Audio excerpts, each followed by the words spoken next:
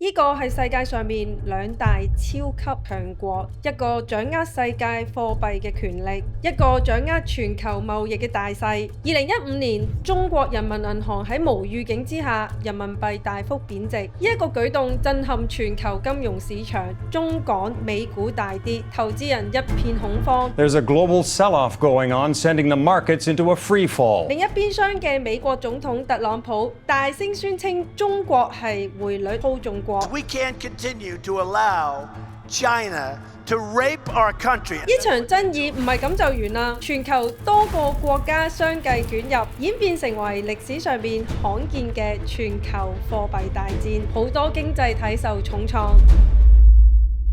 2025年踏入特朗普第二個任期，好多經濟分析師警告，同樣嘅戰爭可能再次爆發。U.S. tariffs on China are now in effect, and China is striking back. 貿易戰、關稅戰，沒有贏家。2015年嘅劇本又會唔會重現呢？要搞清成件事，首先我哋就要問點解中國會做出呢個咁驚人嘅決定 China's foreign currency reserves suffered their largest monthly fall on record. 中國內地股市繼續頹勢 Chinese markets plunging again. 更加戲劇性嘅係，佢哋自己都冇諗到，原本以為係好嘅戰略，點知最後自己都中伏喎。呢一場貶值風暴點樣打擊全世界？我哋又要點樣準備呢？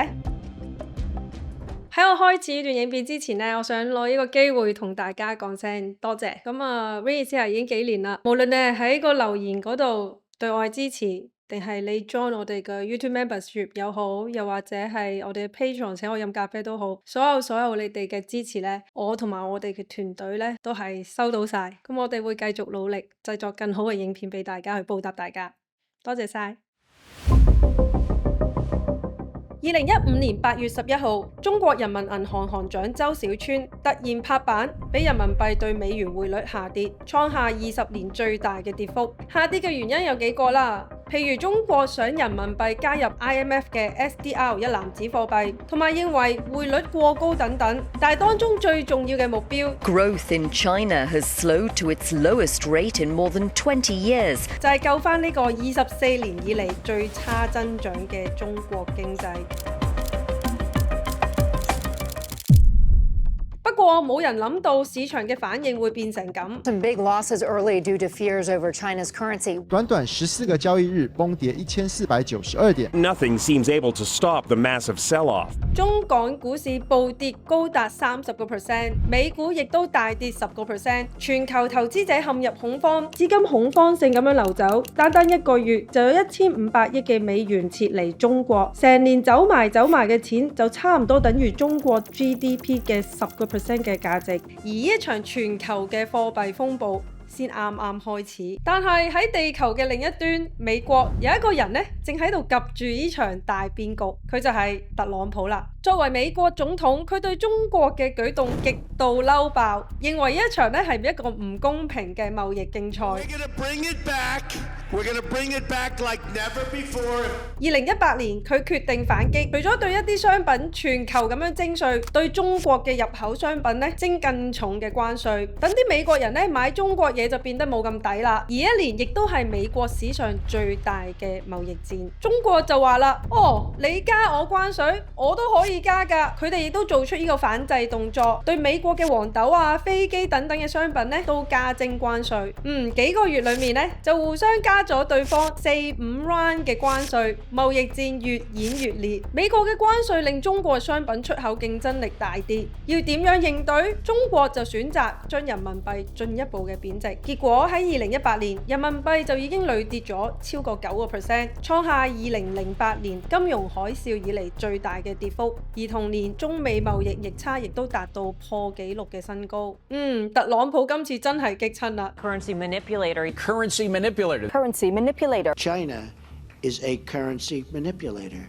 喺2019年，特朗普通過美國嘅財政部將中國列為呢個匯率操縱國，指控中國通過貶值呢個人民幣去獲取呢個貿易優勢，而中國就堅決否認，佢哋話呢個只係市場嘅調整。當然特朗普就唔係咁樣就咁算數啦，佢同時亦都對世貿 WTO 去質疑中國嘅貿易地位。They were taking advantage of us for years and years. WTO treated the United States very badly. 佢認為世貿根本就唔應該再將中國當作呢個發展中嘅國家，享受埋特殊優惠嘅貿易待遇。佢仲講到，如果世貿堅持咁做，美國就要退出 WTO 啦，而中國就咁樣回應：中國是各方公認的最大發展中國家。咁係咪中美嘈完就算呢？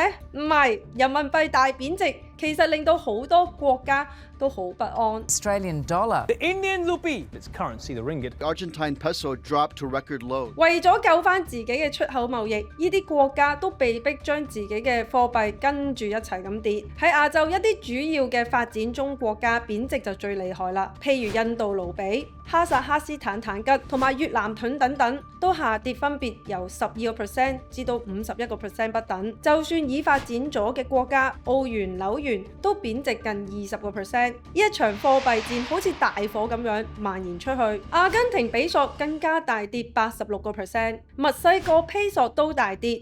歐元區都唔例外。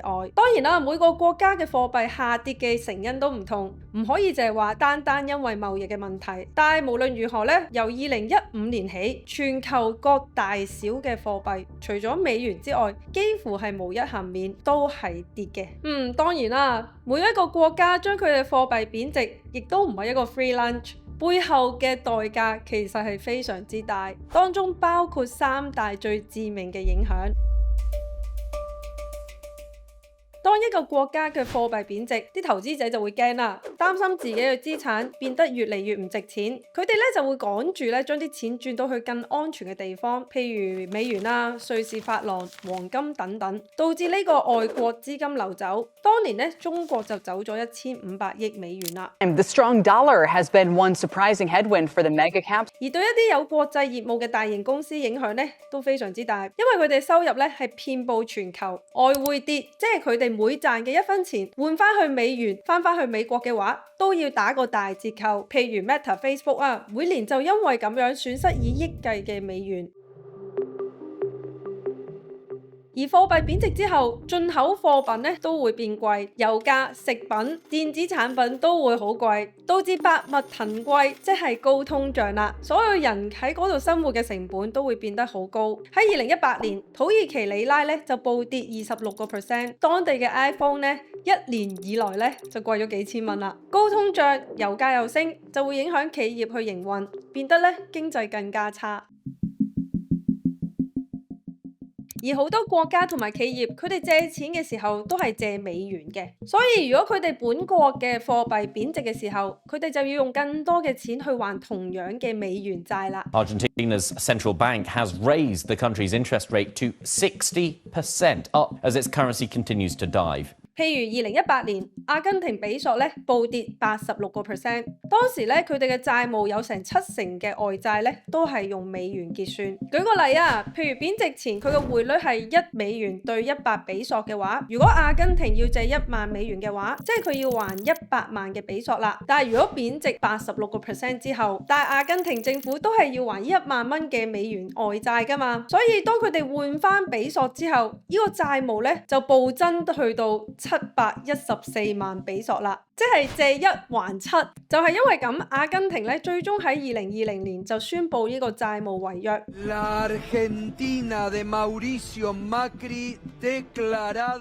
因為佢哋已經還唔起呢啲天價嘅債務啦，所以呢個亦都係點解有人講當年嘅全球貨幣戰係由人民幣貶值揭幕呢？而2025年踏入呢個特朗普嘅第2個任期 ，JP Morgan 更加指，如果要應對嚴峻嘅貿易關稅挑戰，人民幣可能要大跌15%。咁即係話全球貨幣戰嘅風險亦都大增。我哋又可以點樣準備呢？喺傳統上面啊，美元、瑞士法郎、日元、黃金或者係美國國債咧，都係相對波動性比較低嘅資產。如果當市場唔穩定嘅時候，你可以將你嘅投資組合分散喺唔同嘅貨幣同埋地區，可以減少咧你單一貨幣貶值對你整體資產嘅影響。如果你想買賣中港以外唔同市場嘅股票啊、債券、外匯等等咧，可以睇下 IB 即係盈投證券咧呢個美國平台。除咗美國、歐洲、日本、亞洲主要嘅市場咧，佢哋都有支援。如果有興趣咧，可以睇下下面嘅開戶連結啦。而如果你已經係美股嘅投資者啊，人民幣貶值咧，對你嚟講，你嘅美股資產嘅價值咧喺名義上其實係增加咗。假設你有1萬美元嘅美股啦，貶值前係1對7人民幣，價值咧即係7萬人民幣啦。但係如果人民幣貶值15%，同樣價值嘅1萬蚊美元美股咧，換轉成為人民幣嘅時候，就變成8萬蚊人民幣啦。所以對一啲長期嘅投資者嚟講啦，買一啲外國嘅資產其實係可以幫你對沖翻人民幣貶值嘅風險。當然啦，美股市場亦都可能因為貿易戰同埋經濟衝擊咧而加劇咗呢個波動性，所以就唔係每一間美國公司咧都可以受惠。歷史數據就顯示啦，每一次嘅貿易戰升級，股市喺短期裡面咧都會出現呢個劇烈嘅波動。無論係2015年、2018年，由中國、美國以至係歐洲嘅股市都受到波及，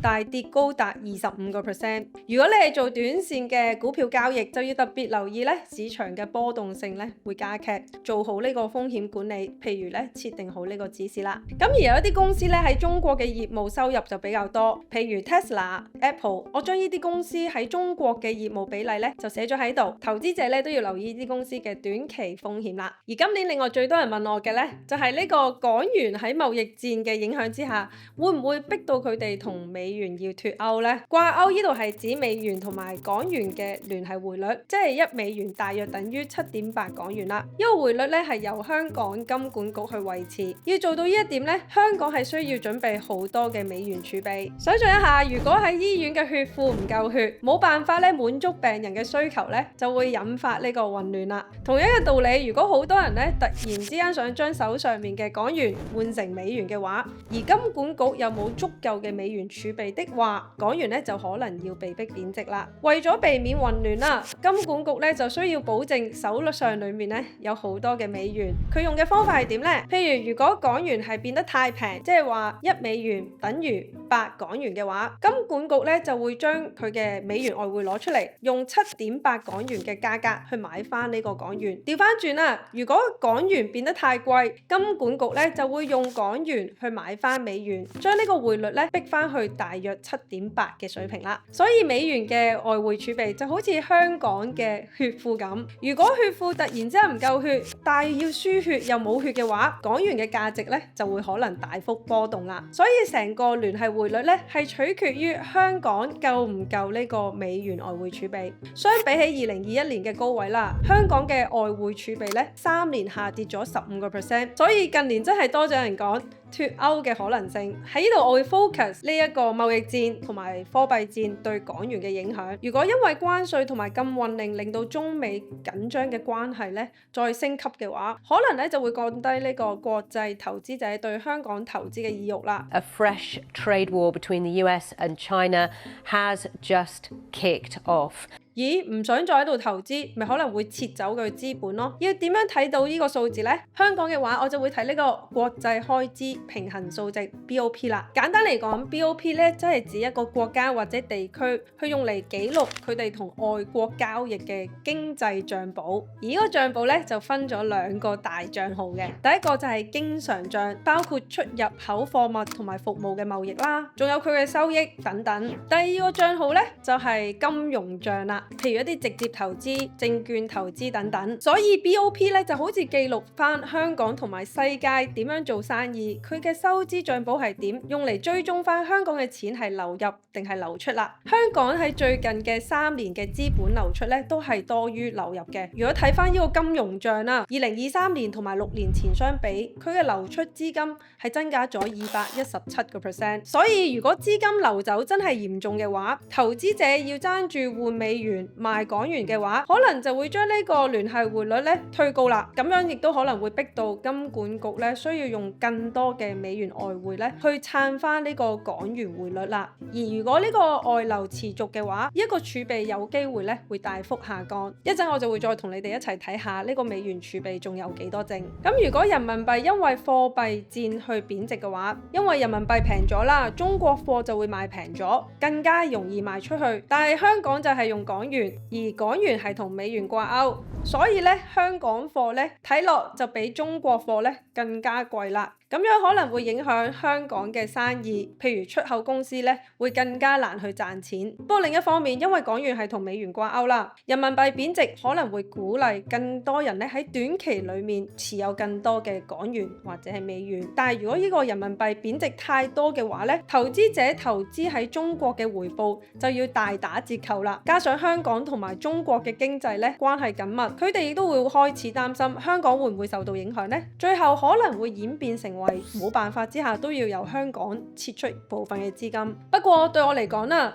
美元、港元短期脫歐嘅可能性咧，其實都係較低嘅。最大嘅原因就係香港咧仍然擁有好充足嘅美元儲備，即係個血庫暫時都好夠錢。講緊係相對香港嘅流通貨幣大約5倍，而佔香港嘅貨幣供應 M3 咧大約係39%。相比其他國家嘅比重咧，香港係真係唔錯。而因為港元同美元真係脫歐嘅話咧，會嚴重打擊呢個市場信心。我自己就相信咧，香港政府同埋金管局咧會盡量去避咗呢樣嘢嘅。其實除咗用外匯去干預呢個港元匯率之外，仲有其他嘅手段咧，金管局係可以用嘅。譬如咧，將呢個利率推高或者維持一個較高嘅利率，咁樣咧都係可以吸引某一啲資金去流入。咁雖然咧血庫好多血咧係可以提高投資者對香港嘅信心，不過咧講到底啦，根源咧仍然係要睇下呢個資金嘅流出流入嘅情況，即係咧頭先我講嘅 BOP 啦。投資者最終其實都係想喺一個穩定而有前景嘅市場